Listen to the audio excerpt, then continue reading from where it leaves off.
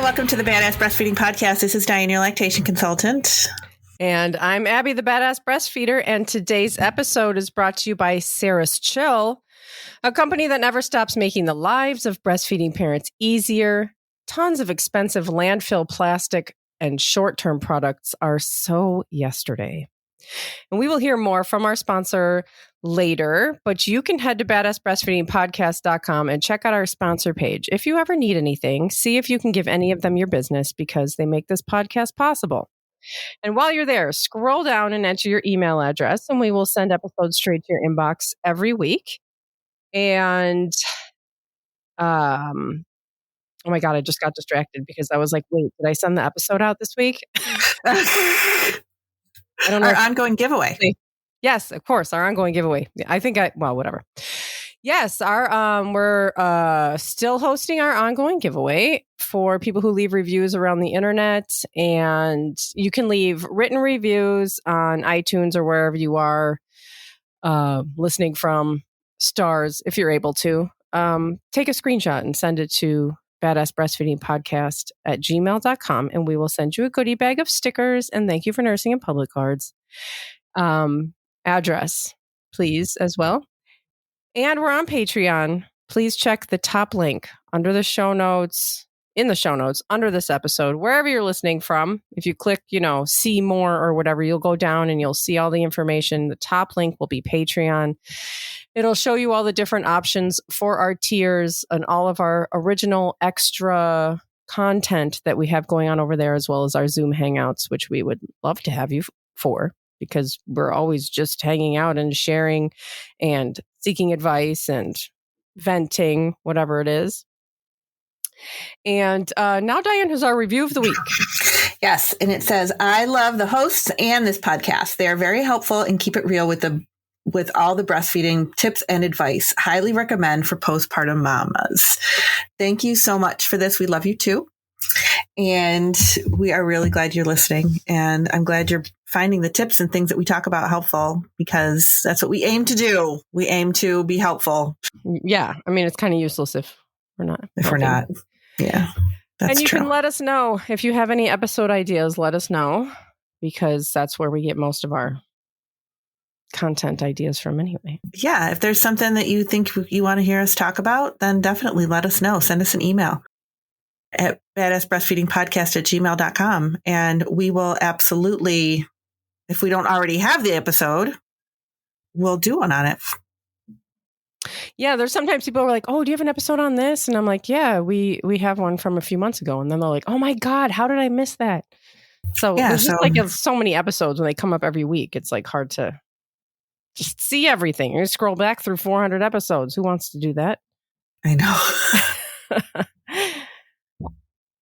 Today we have an exciting episode where we're talking with Andrea from Radical Moms Union.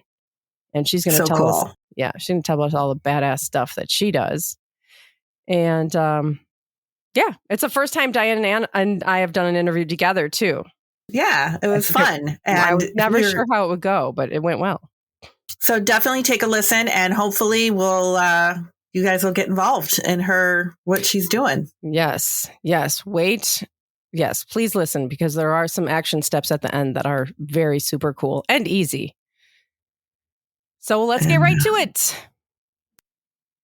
Hi, Andrea. Welcome to the Badass Breastfeeding Podcast. We're so excited to have you here, and thank you for taking time to talk to us. Thank you so much. I have followed you, Abby, since I had my daughter, and she's 8, so I'm super excited.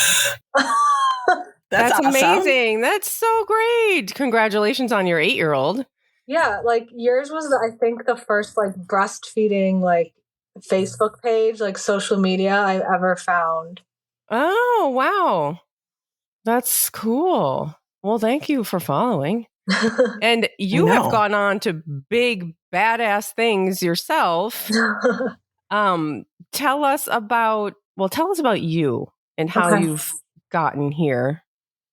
I'm Andrea, and I'm a mom of 2 in upstate New York. And I used to be a teacher, actually. And when I quit teaching to stay at home with my kids, I loved breastfeeding my daughter. I was just like obsessed with it. And I wanted to be like the one that all my friends came to ask about breastfeeding. And I ended up starting to go into the Leche League meetings and become a leader shortly before I had my second baby. And, I also wanted to pursue, more of the, being a lactation consultant side. So I did, just your basic LC training. And also, while I was doing that, I started Instinctual Mothering, which is my Instagram page. And that kind of came from me wanting to inspire mothers to follow their instincts, because when I was a first-time mom, I had a really hard time just like trying to follow the rules and like do everything right and, Google everything and what's the right thing to do. And the doctors are telling you this and your friends are telling you, just so many. So that's why I started Instinctual Mothering. And so, yeah, I've had that platform helping moms breastfeed. And, the whole Radical Moms Union thing came about when my co-founder, Natasha, who was a writer, wanted to start a blog. And for Radical Moms Union, we cover topics that have to do with like the intersection of, social media, motherhood, and different forces that try to get in the way of mother-baby dyad and instinctual mothering practices. So that's kind of like my whole business in a nutshell. It's been about 3 years since I started the account. And yeah, I really enjoy it. So thanks for having me on. Yeah. And thanks for starting that. And so with that work, what have you seen? What are the things that are trying to create that separation between parent and baby? For me, one of the big things was sleep training industry, sleep training tropes and stuff. Because right away, when my daughter, even when she was first born, it was always like trying to get her on a schedule and trying to get her independent and nursing to sleep being a bad thing and trying to get her to sleep in the crib and, co-sleeping is bad and all that. And it was really harmful to me. I feel like I wasted her entire postpartum. That's time I'm never going to get back with my first baby. Like I'm so jealous of moms having their first baby and like all you can do is just sit. Like all you have to do is sit there. Like you don't have to take care of any other kids. You can just enjoy your baby. But I didn't do that because I was obsessed with the rhetoric around getting her to be independent. So that's a big thing. Yeah, I think that there is such an obsession in this culture with independence. And I think it's funny because as a person who has studied psychology and worked in the mental health field, there's no such thing as independence. I mean, look outside. All you see are people. We're like social creatures. We are literally wired and designed to be together and rely on each other. Like it doesn't even make any sense. It's not even a goal. Well, it's kind of like, it's right when they come out too. It's like, no, put them down, swaddle them. And so that's where all the other sort of corporate things come in, like the baby products, like, that'll rock your baby, like the snoo and the swaddles and the pet, like everything is designed to replace the mother. So yeah, we tackle a lot of those issues on the blog, and it's definitely a hard conversation because then you get the piece where, obviously like moms are not supported in our society like they should be. So, the shaming conversation comes in, whereas like some moms don't have any choice but to use these products or to do these things. But we don't want it to be like moms against moms. We want it to be like moms against corporate interests. Well, and that's sort of like the basis of it all, right? I mean, like we have this like very corporate, financial, capitalist focused culture that doesn't want parents to feel supported, because that would close the market on all of these products. I mean, like, it's not in anyone, in the financial world, it's not in anyone's best interest to, tackle maternity leave or support breastfeeding or educate about safe bed sharing, or like, that's not their end game. I mean, like, they're very much benefiting from, they're creating this situation where parents don't have support, and then they reap the benefits. Yeah, it's unfortunate that moms,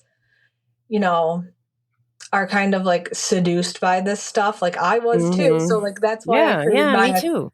That's why I created my account, to just kind of like steer moms away from that. And I love to catch moms like in the beginning before they have any babies, so like they can like not be in the situation where I was, where I felt like I wasted time. So as far as like the different things, so we really feel like formula marketing plays a role, and they kind of latch on, no pun intended, to all the other rhetoric that is used as far as separating moms and babies. So I started to kind of look into different like formula predatory practices, and it definitely fits in line with all those other sort of separation based things we see, like sleep training and different baby gadgets and stuff. And so I started to kind of delve into that and bring awareness to the different trends of formula marketing that we see. And, I was listening to one of your guys' podcasts where you talked about like myths and stuff. And I feel like the old school way of marketing the formula was talking about how like, oh, it will help with colic, it will help with crying, and it will make your baby sleep longer. And like they put that sort of stuff on the cans and everything. These old school companies, it's always been kind of trying to sell sleep, try to sell fixing problems that have zero evidence that's, there's zero evidence that say like formula is going to fix colic or fussiness. And it's sort of evolved now where we have social media, where formula companies are using social media to get in the motherhood space that we're all in and kind of disguise themselves as like just another mom account. And they're using influencers to sell formula. And it's being kind of put across as like, oh, this is just another mom. And if you say anything about it, you're like shaming moms. So that's where we kind of has started talking about that and trying to take action instead of just yelling about it. Right. That's how I've always felt about the mommy wars. Yes. I feel like that was just created by a formula company. Like if you talk about any of this, then you're just being, you're just shaming people, and it's like a silencer. Yeah. You can't, now you can't say anything now. And it's like, wait a minute, I'm not calling out moms. I'm calling out you. I'm calling out your company and your marketing practices as being predatory on parents in this extremely vulnerable time so that you can sell your product. Like, I'm not even talking about moms. This has nothing to do with the people that you've, that either choose to use the product or have been duped into using it. But of course they don't want that. They know these companies are just so brilliant. I mean, they know what they're doing. Have you seen that one? It's an older commercial, and it's by, I think, Similac, and it was like the sisterhood of motherhood. And it was where they all went, and like there's the different groups of moms at the park, and then a baby carriage went into the road, and everyone going down the hill. Yes, everyone worked together to get it. And then like in the end, it's like, what's the most important? Let's not judge, that sort of thing. Yep. So when that sort of attitude came around, it was like the implication was that anyone who was like advocating for breastfeeding was judgmental and not empathetic. And I just feel like ever since that sort of attitude came on the scene, it's just been like kind of exploded. And like you said, it is kind of like a silencer. Whenever I talk about predatory formula marketing, I do get like, well, some moms can't breastfeed, which we know, but I would say there's much more people that could have breastfed, but or wanted to and tried. Yes, And wanted to, and were affected by this marketing than there is in the room of people that actually can't breastfeed. So that's why I talk about it. And, this whole implication that lactation consultants are shaming and judgmental, I think, like you said, was kind of just invented by the formula companies to like pit moms against each other. When really we should be going against these companies that are preying on moms, because it is like a very vulnerable spot to be in. Like you said, like I said, like when I'm with, a first time mom and your baby's not sleeping and you're just literally going to do anything. Like I bought so much stuff, like swaddles, and you would literally do anything. So if there's a can of formula that's like your baby's going to sleep longer, if you use this, like you're going to try it. And that combined with like misinformation about how breastfeeding works and the anti-co-sleeping stuff that your doctor will tell you, it was just kind of like a perfect storm for moms to just not be supported in breastfeeding. We always try to make sure that parents know, like when we talk about it on the podcast, that it's not about shaming using the product. I mean, I used formula for a very short period of time. I know Abby did. It's more about the marketing. It's all about the marketing. It has nothing to do with the product itself. It's what they're doing with the marketing. Yeah. Totally. And we have, there's the World Health Organization has the WHO code that regulates the formula marketing in order to support breastfeeding. And there are countries all over the world that like you don't see formula marketed. You don't see, they follow this. Or at least try to. I know that a lot of countries are capitalist oriented too, but the United States is just like, whatever, what rules? We don't care. You can't tell us what to do. Yeah. So we're one of the only countries that don't follow the WHO code.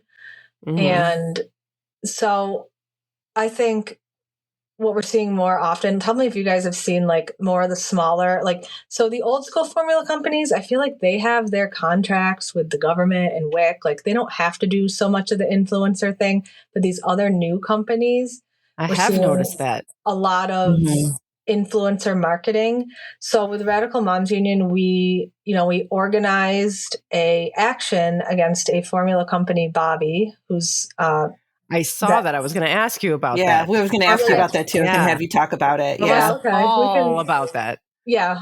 We can move into that now. So I noticed Bobbie formula. And when I first saw it, I was like, oh, this is cool. Because their talking point was like the European type formula. Because before, for moms who needed to use formula and like wanted to go the more natural route, I remember people saying like, these other European brands, and people would get it from like Germany and stuff and order it. And so when Bobbie first came on in 2021, they were like, we're the European, but you can get it in the US. I was like, oh, cool.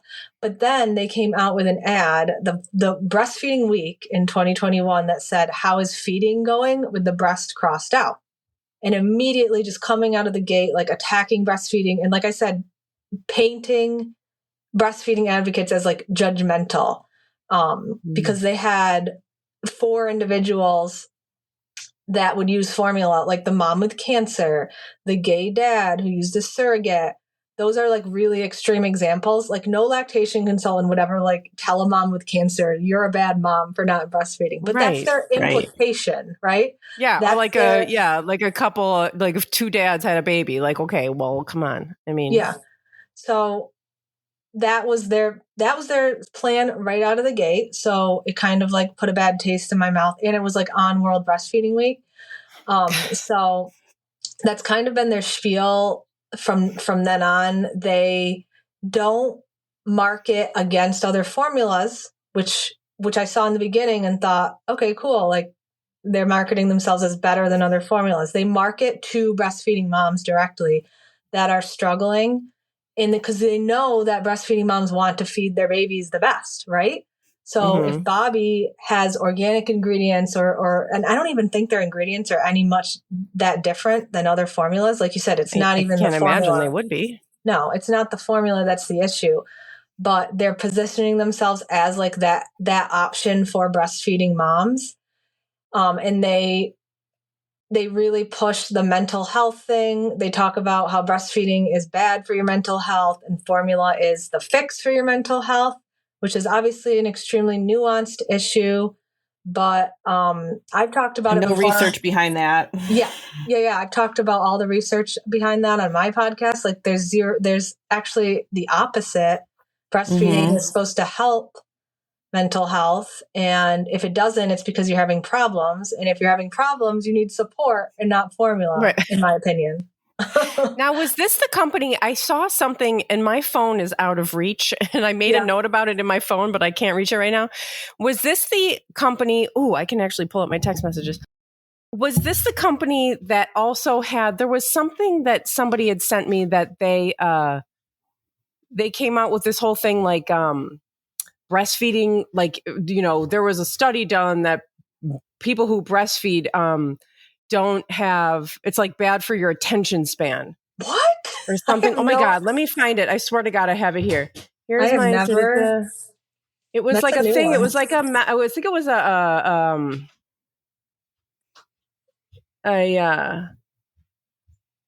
like a message somebody sent me on Instagram and was like, check this out.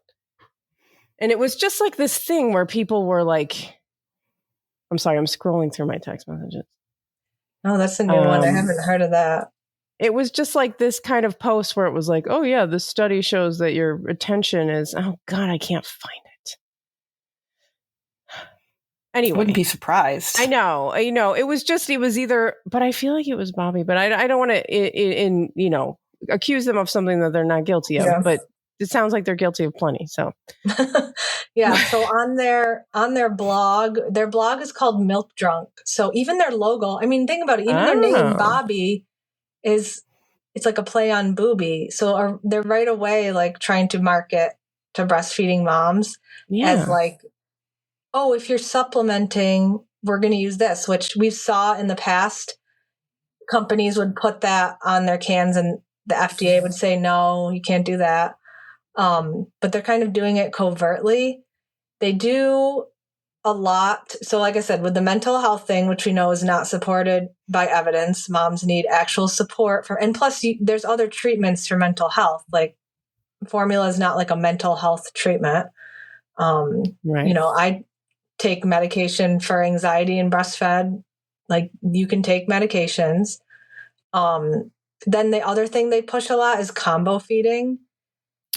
Now that was the thing, Dianne, didn't we talk about this because I was at Target one day and I saw this whole thing being marketed with like the combo feeding thing. Oh. Yeah. Cause they're in bed with, Elvie, the pump Elvie. Yeah. They had a display at Target. They're with them. They had a display at Target. So the thing with combo feeding, as you know, is great. If you have low supply and you still want to provide breast milk, I think any amount of breast milk is great. But the thing is, they're selling combo feeding as convenient. You're going to get more sleep. You're going to let dad bond. These are things formula companies have been saying for ages, okay, that are not true. So as you know, like when you give a bottle, if you want to keep your supply, you have to pump. So I think moms can be seduced into thinking, oh yeah, combo feeding, it's going to make things so much easier. And then they lose their supply and now they have to depend on the product. So I really think that's intentional on their part. Like I said, if, I have moms that combo feed because they have low supply and I help them get as much as they can. I think that's great. But I think when you're selling convenience and different, misinformation about combo feeding, and then the mom loses her supply and she wanted to breastfeed, like she had a goal of like 1 or 2 years and now she didn't hit that goal. I think that's where you get more like it's insidious marketing. It's like Nestle all over again. Yeah, totally. And really, speaking of that, they had a shortage. Bobbie did So their yeah. marketing was so good. They actually won an award for their marketing campaign. Oh my God. The fact that exists. It's called the Shorty Award. And their marketing is so good that they now have a shortage. And like, you can look all over their social media. Moms are like, I can't get this formula. What the heck? Like, I can't feed my baby. So it is sort of like Nestle 2.0, where they convinced all these moms. What did you say the award was called? It's called the Shorty Awards. The Shorty? Yep. It's almost, and it's named after like creating a shortage of a product. No, I think it might be like, that might be a reference to like ads, like short clips or something. Oh. But yeah. So it caused a shortage. Anyway, yes, it did. Yeah, it caused the shortage. So, yeah, well, that's the thing too, is they get these, it's not a product like, that's just fun to have. Like, I really want this, pair of shoes, and they're really popular and they're out of stock, and darn it, hopefully they restock soon. I mean, they're getting people, their babies' lives are depending on this product. They get people hooked on it. They get parents hooked on it. They get baby hooked on it. And then there's a shortage or some sort of chemical, bacterial infection, recall, and then people are in a straight up serious emergency. Mm-hmm. And I don't. It's disgusting to me that that a formula company is sort of operating just the same way as any other company, like Nike. Mm-hmm. Right. Like here. I don't know. I feel like. Well, you get an award for your marketing to get people hooked on your product. I mean, like, this is like, it's like cigarettes, or I mean, it's like a product that affects. I'm not saying formula is the same as cigarettes. I'm just saying it seems, like you're getting people kind of needing it. And then you're like, oh, celebration. Good for you. Yeah. So that's why we wanted to try to take action against them in the online space with Radical Moms Union. My co-founder, Natasha, was a union organizer for 20 years. Wow, nice. So she knows how to get stuff done and make change. And we've got like dozens of moms from all over the world, different countries, and we've never met in person. We've never seen each other in person, but we organize to try to make change. We will be right back with more from Andrea in just a moment. Today's episode is brought to you by Ceres Chill, a company that never stops making the lives of breastfeeding parents easier. Tons of expensive landfill plastic and short-term products are so yesterday. Created by a mom for moms, Ceres Chill knows how important every ounce of breast milk is. Their epic freezer storage system, the Milk Stash, is the solution to all freezer stash problems. No more leaking bags, wasted milk, or crammed, disorganized freezer spaces. The Milk Stash freezes milk in perfectly portioned 1/2 ounce cubes, so you can easily defrost the exact amount of milk you need for a bottle without wasting an entire bag. It's space-saving, easy to clean, and great for teething nets as well. The Milk Stash is FSA, HSA reimbursable and lasts a lifetime. Use it for frozen baby food purees, fruit-infused cubes, or Jell-O shots for the block party after your journey is over. This is truly breast milk storage reimagined. Head over to cereschill.com, that's CERESCHILL.com, or check them out on Instagram as well. Use code BADASS for 15% off of your purchase. And now back to Andrea. If you want me to talk about some of the stuff we've done. Yeah, I saw one of the things I saw a few of the things that you did, but one of them was creating like breastfeeding pictures with the hashtag Bobbie. Yeah, backoffbobbie is our hashtag. And this was the second year of Breastfeeding Week that we did this. We did like a digital nursing, and we tagged Bobbie and also the investors that originally backed Bobbie in their startup, which is they're all men. Weren't they all men? Yep, they're all men, and they are different startups, like Silicon Valley startups. So like, we just wanted to peel back the curtain of like, they're presenting as they're this mom, like we're just two moms making a formula company. But it's like, no, this is a formula corporation that is profiting off of you in this vulnerable state, not meeting your breastfeeding goals.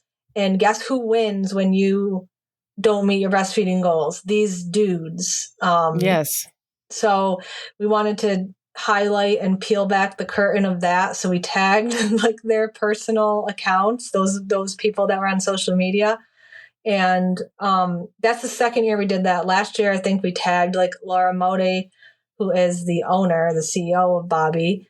And we've definitely gotten some response from them. Like 2 days before we did the investor post, they posted on their account, 70% of investors at Bobbie are women. And then they had like their girl bosses like comment on the thing like, oh, I'm an investor. So they had like this investment group called the Mother Load. And like, yeah, there might be like however many women in it, but we're talking about the majority of the capital that started the company. Of course. Yes. Was like this $142 million that came from the male investors. So they want to like pretend and still show of course. their... Yes, but we know what's up. Yeah. I mean... So yeah, we've done that. We have also confronted some of their employees, like maybe the IBCLCs or the pediatricians that are partnering with them, and just kind of asking, hey, do you know this is like a World Health Code violation? And also it goes against the code of ethics if you're an IBCLC to like partner with a formula company. We've also kind of brought attention to the influencers that are peddling it. Like, hey, do you know this is like really predatory towards new moms and it shouldn't be advertised? So we've done that, and we're hoping that the CEO of Bobbie will apologize and stop trashing breastfeeding in their marketing. So that's kind of our strategic goal. We want them to stop talking about breastfeeding and combo feeding and market your product like I said in the beginning, like on the ingredients, or market it against other formulas. Right. Now, I also saw, was there somebody, you or somebody, confronting like formula executives in like a formula meeting? Well, they have these educational Zooms, which we know is just marketing, right? It's like, oh, come to this meeting with this pediatrician. And it's just like kind of like Similac and Enfamil do their baby clubs. You know what I mean? Like where they have, oh, it's just information, but it's really just like their marketing scheme. So like we ended up like crashing one of the meetings and kind of just saying our piece. And since then they kind of don't let you in if you're not if you don't have a subscription, and they don't let you unmute. They turn off the chats. So yeah, that's something that we did. But that's I know, I love that. Like we went in, there was this one with a pediatrician, Peds Doc Talk, who's a well-known online pediatrician who's partnering with them. And so we just kind of said, hey, do you know that this is like a code violation and it's not ethical? So yeah, we really harp on the code violations, the ethical, unethical nature of it. We don't, like I said, want to talk about formula versus breastfeeding or moms versus moms. It's totally all about, let's just stop this predatory marketing, please. Yeah. And I mean, that's always going to be their response, right? Is to just say like, well, you're shaming people. Yeah. Because 100%. That always will just justify their actions. Yeah, 100%. They always say that. But we know it's not about the personal choices of moms. So we kind of just focus more on the unethical nature of it. But yeah, we are, we've been in action now for 2 years. So hopefully we would love to get like Instagram to not allow the influencers to take partnerships with formula companies, because I really do think it's affecting moms. Like, I'll have clients, like I had a client that say like, oh, I'm going to use Bobbie because it's good for working moms. Like, it's getting to people. Mm-hmm. Yeah. Well, that's what marketing does. That's why they won that award. I mean, that's what marketing has, like, marketing has always influenced. I don't think people really understand how effective or how deeply rooted marketing goes. I mean, marketing can, especially just speaking of formula marketing, has completely altered cultural infant feeding norms in America. I mean, the fact that formula is so prominent and, we have all this misinformation out there about it is purely their marketing department. Mm-hmm.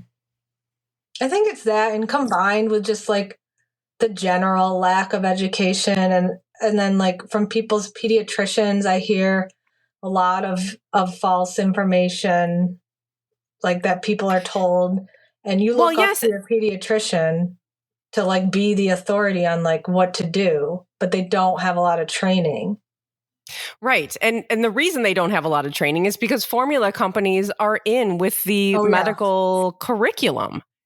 Just even basically like creating this medical curriculum, they're not going to add breastfeeding information to it because that's not going to benefit them. So then your pediatrician doesn't know, and the general public doesn't know because it's not coming from the medical field at all, any kind of breastfeeding information, just the formula misinformation. And so we have a whole culture that's just based on information that's not true. Information that literally just sells a product. That's what we have as far as our education goes, based on for breastfeeding and infant feeding in general. Yeah, I mean, we still have like the formula reps going into pediatricians' offices, and like just like a pharma rep. When they come to you used to work in a peds office, Dianne. Yeah. I worked in the peds office for several years, and the formula reps used to come in all the time. And I was there part-time, so I was only there in the morning. They would have newborns come in the morning, and the formula reps would often come in the afternoon. So I never actually saw one, but I remember them like leaving a note to talk to me or leaving a message that they wanted to talk to me. And I'm like, no, what do they want to talk to me about? There's nothing I have to say to them. It's against my ethics to talk to a formula rep. Like, that's unbelievable. But they just probably figured, they would just talk to me about the new formula that they had that would be good for supplementing, or, no. Here's a bunch of free samples. Yeah. Yeah. They had no idea. And even the pediatricians, I remember one time, like one of the pediatricians coming into me and being like, can you go talk to this family? They want to supplement at night with formula. And I'm like, no. Like, that's not my job.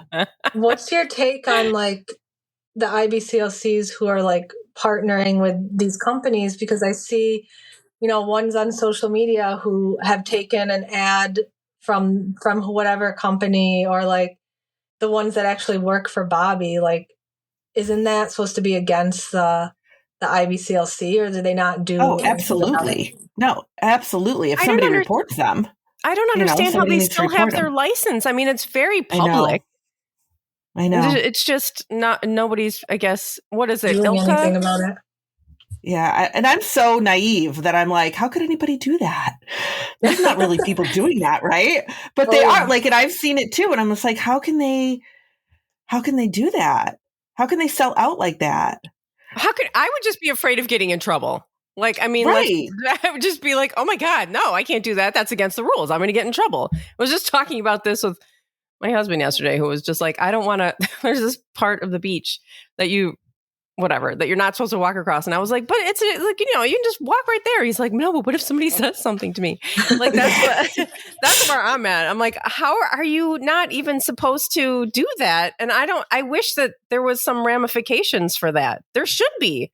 There's supposed to be. Yeah.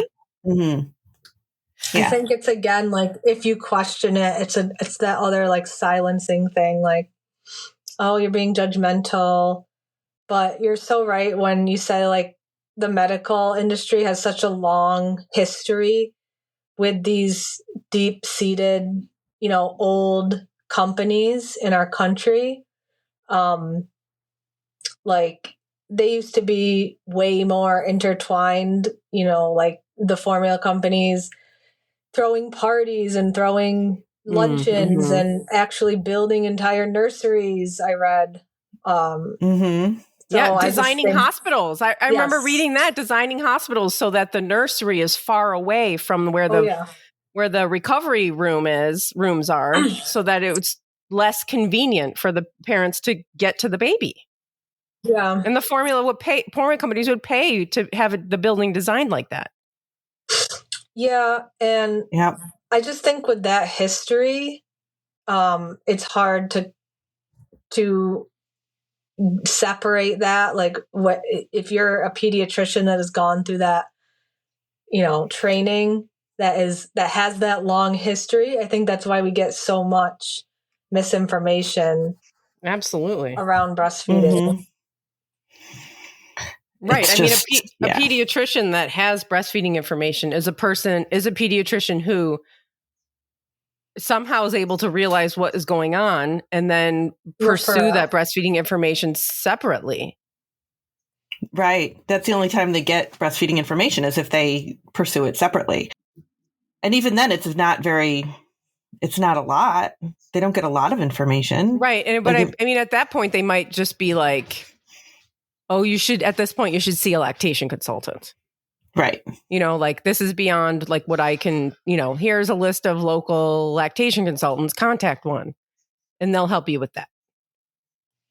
I think a lot of it might be like liability. Like they're like, oh shoot, this kid's not eating. Here's some formula so I don't get in trouble that this kid's starving. You know what I mean? Mm-hmm. Yeah. And not knowing how to help. Yeah. With the breastfeeding piece. So then just recommending formula straight up. And and when we were talking about lactation consultants and partnering with formula companies, that has nothing to do with the fact that maybe you're breastfeeding and you're also supplementing with formula and you want to contact a lactation consultant so you can see if your baby's getting enough. Maybe stop with the formula if that's what you want, or make sure that you're, doing the combo feeding properly. Like a lactation consultant is going to help you with your personal use of formula without judgment, without anything. They're going to hear your goals. They're going to work with you on that. That is separate from like actually partnering financially with a formula company and getting paid to like promote that particular brand.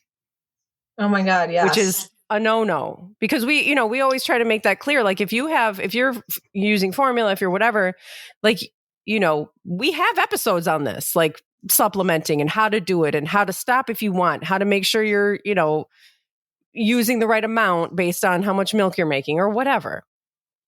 And like, you can get this help with using formula. But what we're talking about is like the business financial side of a lactation consultant just being bought out. Mm-hmm. For formula, but it's not even like a. I know that breastfeeding products as well. You're not supposed to be aligned with any particular product, even one that is just simply focused on breastfeeding. But I mean, one that's just formula.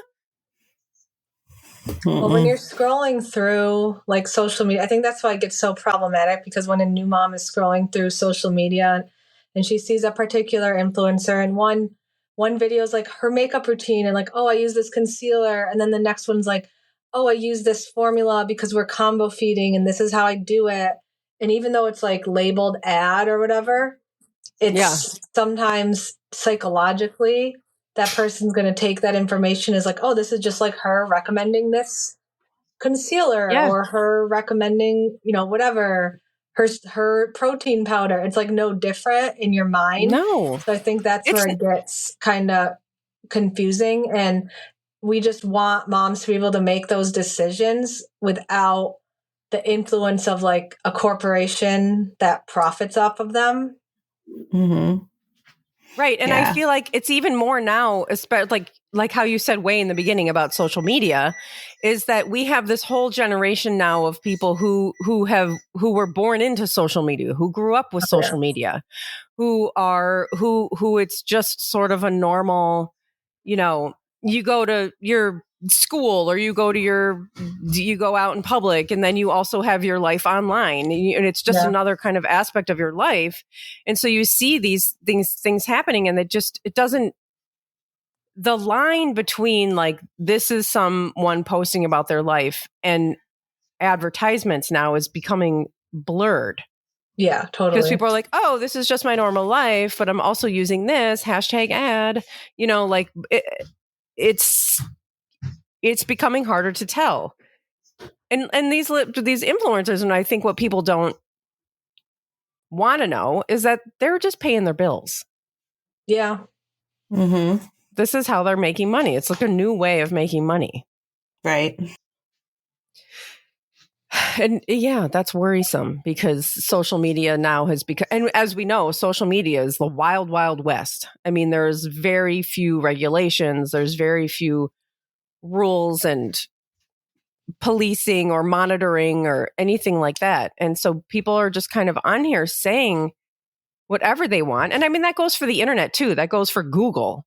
You know, you Google things and the first things that come up are things that are paid for. And sure, it's labeled sponsored real small, but whatever. It's the first top one. You're like, oh, this must be the most popular search. So that's probably good.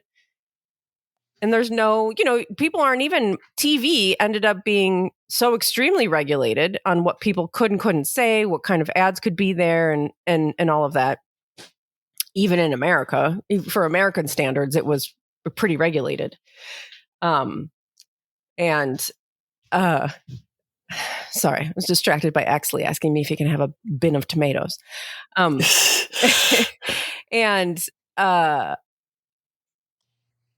what was I talking? Oh, TV being so regulated for American standards. And now we have this whole new thing. People aren't even watching TV anymore.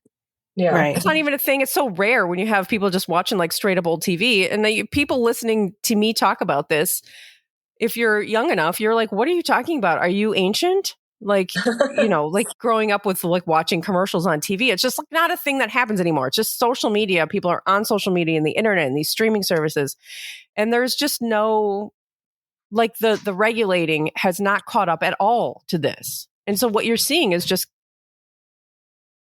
unregulated people saying whatever they want. Mm-hmm. Mm-hmm. Yeah. And people believing it.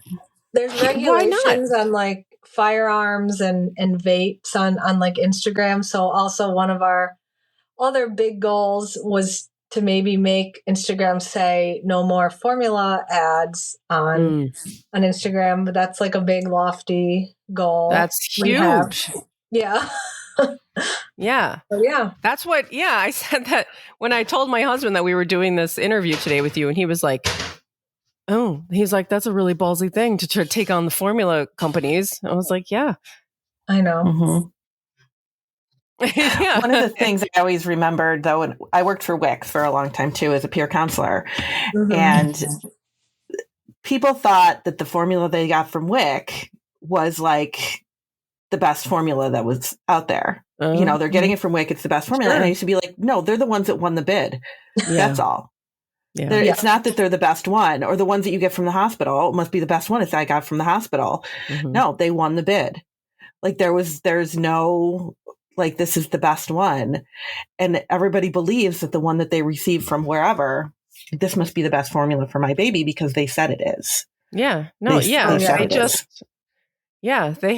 just had the best incentives to use. Right. They had the best incentives. They won the bid. They threw the best steak lunch. Exactly. Exactly. It's just crazy. It really is. And it's just so sad because then it just, like anything else, it just puts, well, not like anything else. I mean, it just pits people against each other. I mean, and it is similar to like, well, I don't even want to I was going to compare it to like, I mean, you brought up firearms, like, and how regulated that is.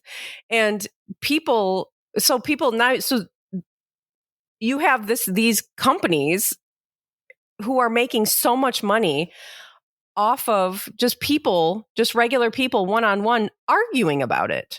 Oh yeah. Mm-hmm. You know, and it's not about them at all. It's not about, regulating anything. It's not about safety. It's not about whatever. It's just about people. And I'm not coming out one way or the other.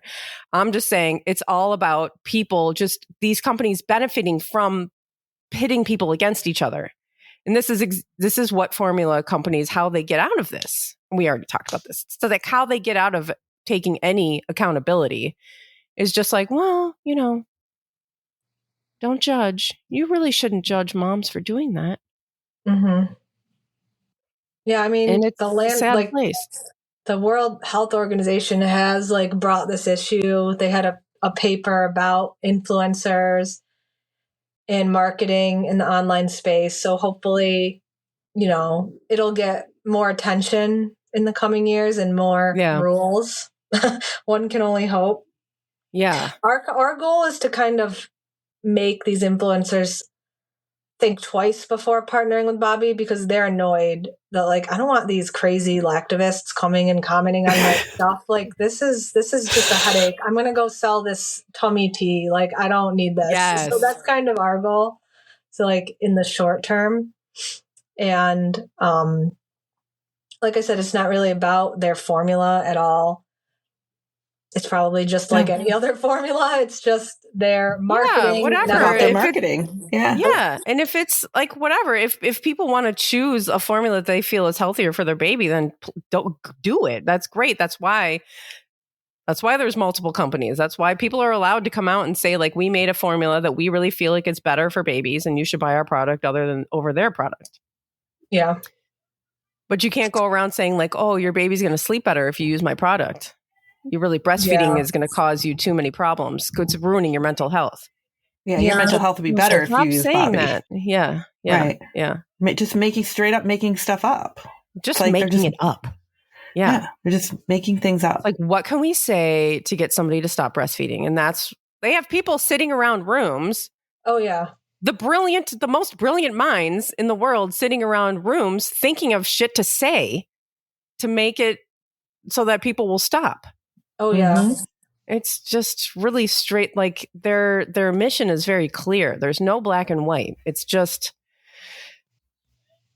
they want to make money and they want new customers. That's it. They're very good at marketing. Obviously, they won an award. Well, it was a brilliant idea to market to breastfeeding parents. Yeah, honestly, it is. It was brilliant. They probably figured, well, let's go the other route. Formula companies are marketing to, parents that are feeding formula. Let's market to the breastfeeding families. Yeah. That's brilliant. Yeah, because the people who are using formula are already probably on their brand. They're we like this brand. This is what we're doing. Let's get the people who are not using formula yet. Mm-hmm. And they're not going to probably be able to convince somebody to stop using Similac or Enfamil, some sort of really famous brand. Mm-hmm. Yeah. But we've got a whole bunch of people who would love to hashtag #backoffbobbie. Yeah, if we did it on August 1st, but it's still August, it's still breastfeeding month. So go ahead and use the hashtag and a picture of yourself breastfeeding and say, please stop trashing breastfeeding in your marketing, Bobbie. And we'll add to the hashtag. I think it's got almost 1,000 pictures on it right now. Oh, that's fantastic. We also really messed up their hashtag, which is bobbiepartner. If you go to the bobbiepartner hashtag, it's all of us. Oh, that is fantastic. So yeah, I know. That's a really great idea of using your own hashtag, but then using theirs as well so that theirs gets drowned out. Yeah, it's diluted for sure. I love it. Yeah, that's fantastic. That's a great idea. Well, it's been so nice talking to you, Andrea. Thank you so much. I would love to continue to follow and see what happens. Yeah. Mm-hmm. Throughout August. Hopefully we can get this. What's the date? Today, the 12th. Oh, we can totally get this up before the end of August. Okay, cool. Yeah, we'll do that. And then if you're listening, please post a picture of yourself, #backoffbobbie, and we can flood the internets with that and try to demand that they stop trashing breastfeeding. Mm-hmm. Awesome. Well, and thanks, so tell us where people can follow you and your like I said, I'm at Instinctual Mothering. And then Natasha, at radical_moms_union. I'll send you the links. And then our Substack is radicalmomsunion.substack.com. And that's where we kind of blog about different things too. Great. Yes, I would love to read about that. All right. Thank you so much for being here. All right. Thank you. Later. Bye.